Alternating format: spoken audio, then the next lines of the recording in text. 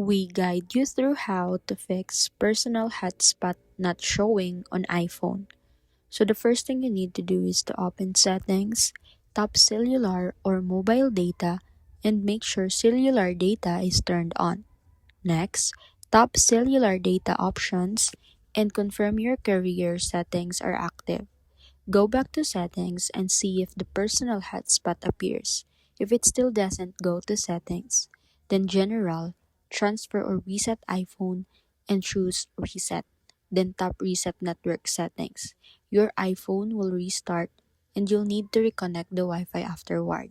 If the issue continues, go to settings, general, then software update, and install any available iOS updates. You should also check for carrier settings update by going to settings, general, then about, and wait a few seconds for a prompt if one is available.